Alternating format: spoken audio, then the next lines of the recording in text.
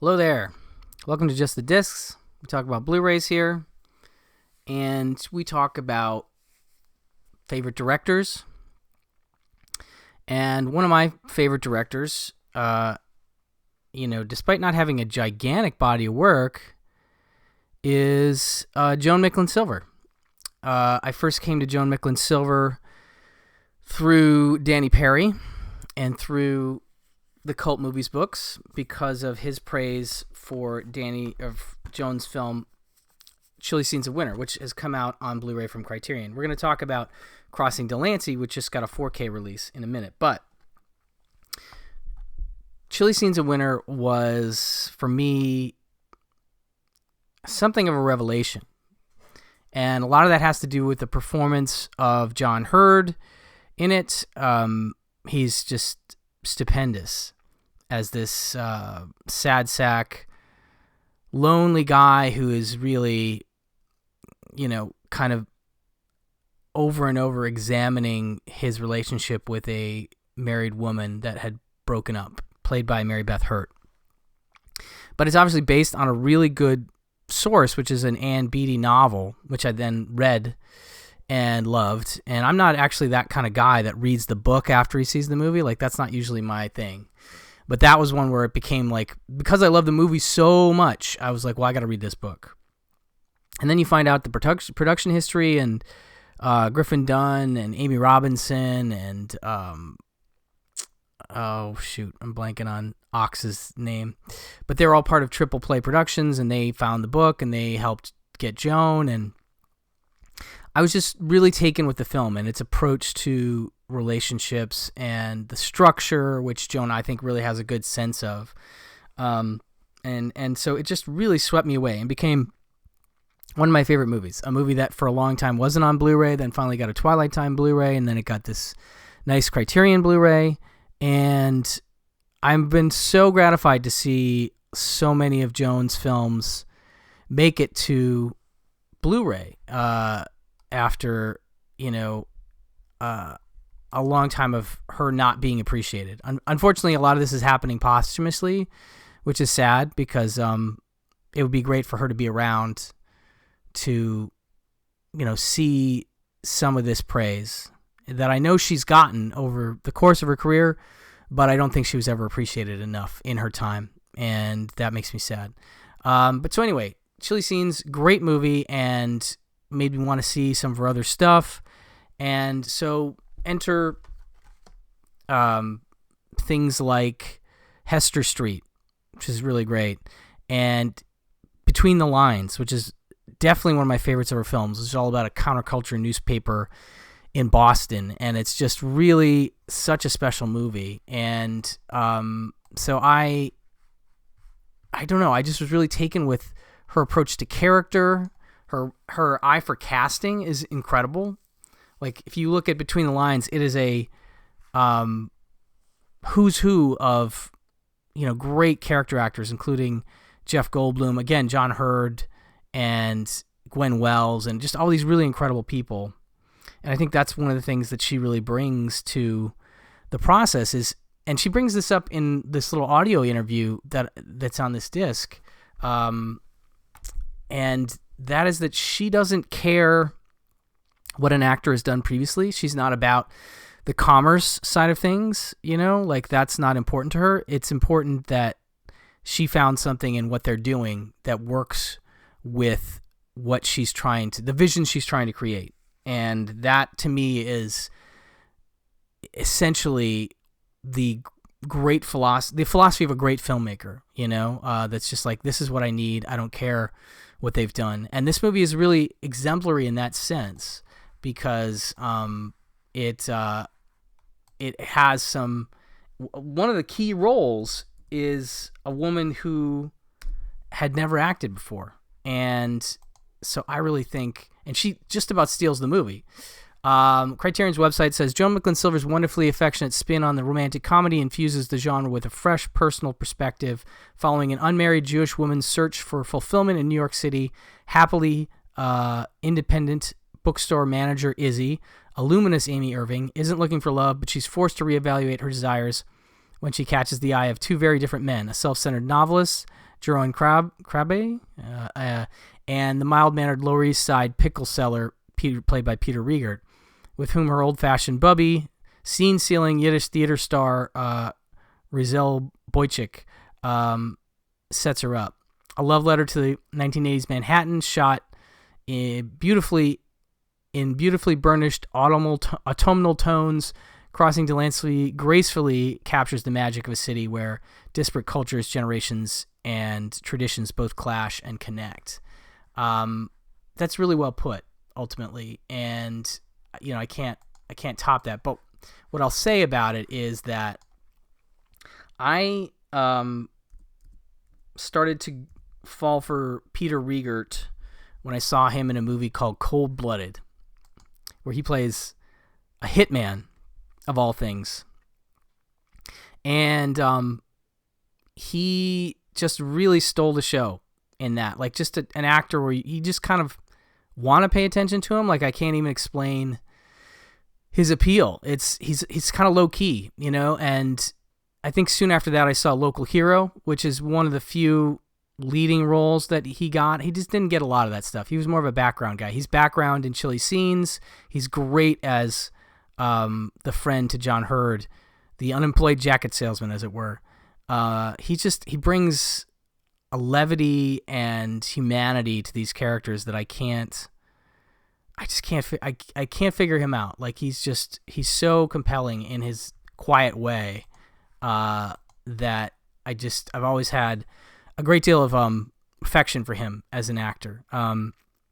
So one of my big things about this movie is it's one of those where you get a nice showcase on an actor, and it kind of makes you go, why didn't this guy get more opportunities like this? And his character, Sam, the pickle man, is so wonderful because he's a bachelor, and he has this family business. They sell pickles out of barrels, and he smells like pickles, but he's found a way around that with like vanilla and something else.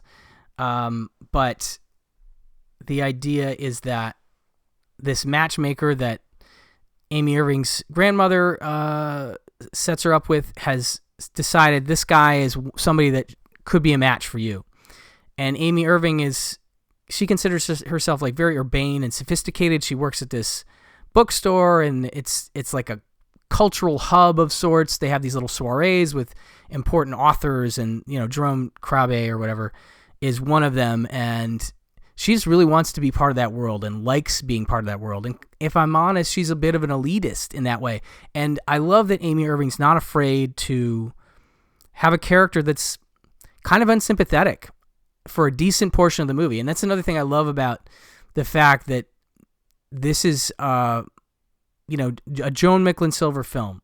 It's very much her vibe, but I mean, it's based on a play by Susan Sandler, and I'll get into her in a minute when I talk about the making of interviews, but it was an off-Broadway play put on, I believe, at the Jewish Repertory Theater, and it really caught on in New York at the time and had multiple interested directors. Joan Micklin Silver went down there because she was invited and somebody had told her that she would like it, and she did.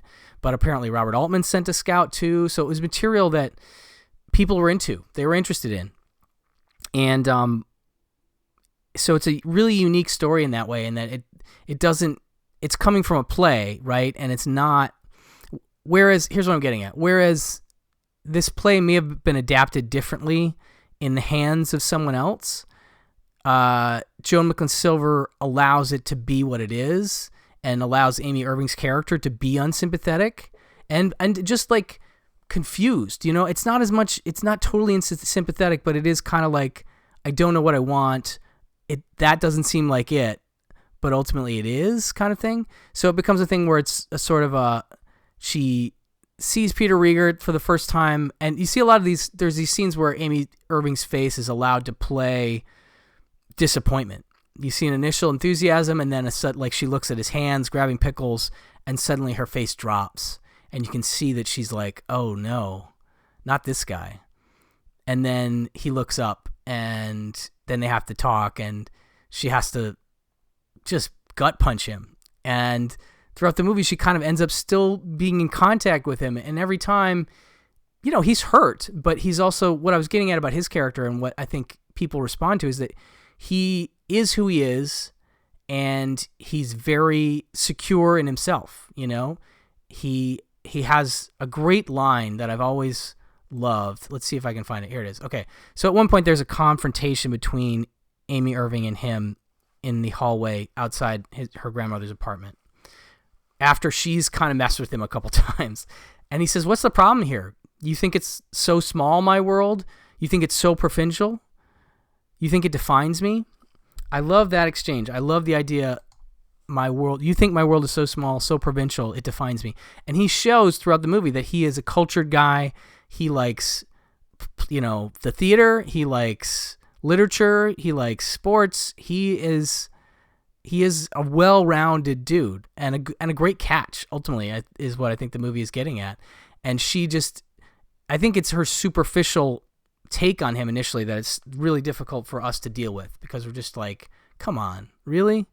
You're going to let that thing bother you? Like, there's so much more.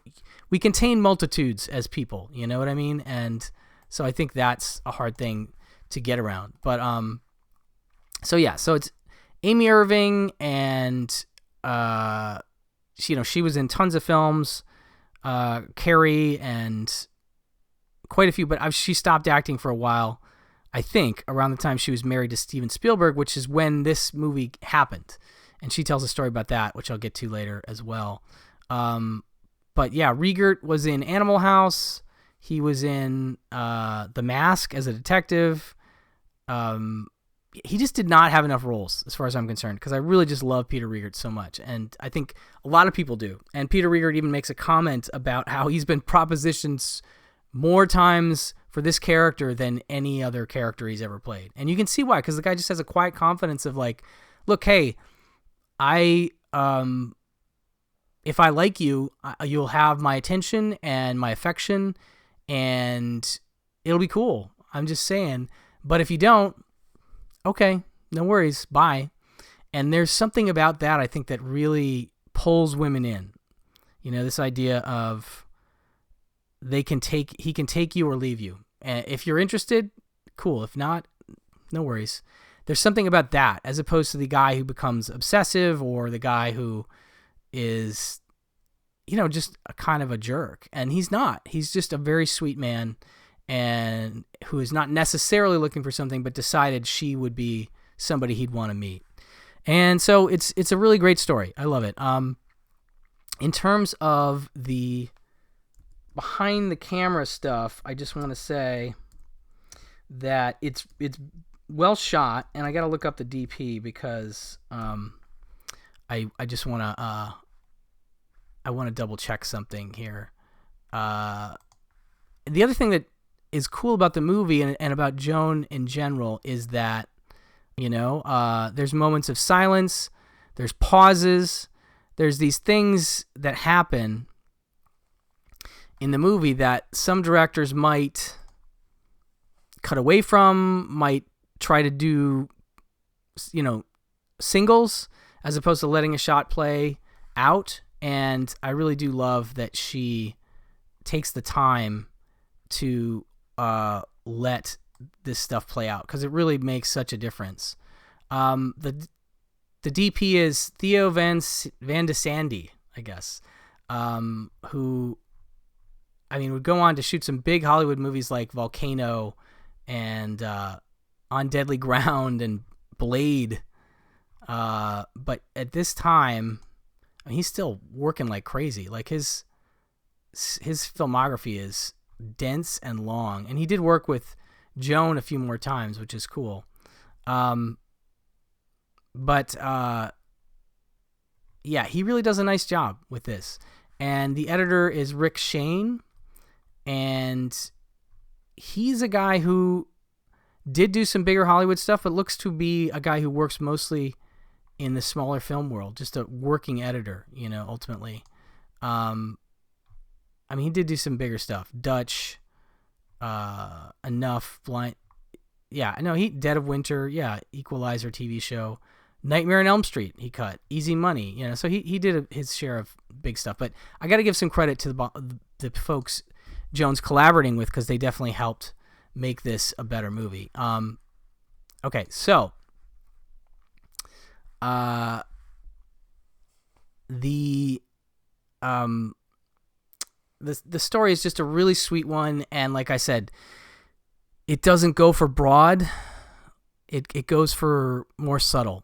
And I think that's another reason that it feels different and refreshing in terms of romantic comedies of the 80s. It really stands out. And again, Riegert is a big part of that. Amy Irving's a big part of that. Bubby, the grandmother, is a big part of that. It's just a really enjoyable story. And I like where it goes. I like where it ends. It closes on a nice freeze frame. Yeah, so it's just one of those movies where you really get a sense of how good it is in comparison to the other stuff. So let me talk about the features really quick. Crossing Delancy Revisited. Well, I should say it's new 4K digital restoration supervised and approved by cinematographer Theo Van de Sandy. The Crossing Delancy Revisited is a 30-minute new program produced by Criterion in the fall of 2024 that revisits the making of the film and its legacy. It interviews actors Amy Irving and Peter Riegert, as well as screenwriter Susan Sandler. So those are the three involved. Sandler talks about the origins of the story being very personal, and that she began writing the story at a time when she was very lonely, living in New York City, with visiting her grandmother every weekend for good food and nurturing experiences, but that no one in her life was giving her the kind of love her grandmother wanted for her, and that there was a matchmaker that worked the benches near her grandmother's house, and she was often a candidate and was interviewed, and it made her start to think about the idea of having someone chosen for you out of some sense of destiny, and that person is exactly the person you don't imagine, but ends up being the one that you really need in your life at that time. And that's what a lot of what this movie's about, and I really love that idea. She was working at a theater called the Ensemble Studio Theater in New York, and this ended up being a full-length play produced off-Broadway at Jewish Repertory Theater with a wonderful cast, including Melanie Mayron as Izzy, Shirley Stoller as the matchmaker. Joan Micklin Silver went and saw the play, and it was apparently a well-received play, and it went from there. So she had seen Joan's work and saw Peter Riegert for the first time in Chilly Scenes a Winter and loved him in that and wanted him initially for the play itself, but he wasn't available. And she makes a great point about the adaptation and how, in terms of the play, everything is very compressed in terms of the sets and the number of characters and actors, and how adapting it allows you to move it outside into the real world and the idea of the 24-hour life cycle of your character. And that's a great example of an idea of how to really define character as to what is their day like, day to day. What is it like? What do they do? Who are they seeing? And she adds in little details like a support group of pregnant women leaving an apartment building. That was something that came from her life. Or women around this deli salad bar, all sort of lonely, getting their salads for dinner, things like that she experienced. So she's really great and has a lot to say throughout. Peter Riegert had obviously worked with Joan on Chilly Scenes in 1979, and his appreciation for her work was in her writing and her casting abilities. And he says what he recalls, she has what Riegert calls the attractive oddities of character. Everyone she hires has the nature of an interesting sensibility, which I do love, and I do think that she infuses that in all her films. He says, quote, "The great thing about the characters of Sam is that he is by definition a mensch, and a mensch is unself-conscious of being that person. So that was a challenge to me as an actor. How do I not act this quality? So I trusted the material, and Joan trusted me, and everything else worked. Everything was in not acting, if that makes sense." He also says he's never been more propositioned except for that character, so I love that. Amy Irving was on location in Spain at that time with her then husband Steven Spielberg, who was shooting Empire of the Sun, and she gets a call of the blue from Joan Micklin Silver saying, "Can I come to Spain to see you? I have something for you." And she brings it to her, and she read it, and she fell in love with it, and says getting the film off the ground was a struggle for Joan because it was a Jewish film, even though Moonstruck, which they were pointing to as something that could be, a reason to make this movie, had been similarly ethnic. It was Italian as opposed to Jewish. But luckily, Steven Spielberg, her husband, was very close to Steve Ross at Warner Brothers, and the two of them fell in love with the story as well. And even though WB hadn't done a movie that cheaply before, and in fact, the PR people were confused at WB because they were going to spend more money promoting the movie than the movie actually cost. So Joan's still making a lower budget movie, ultimately.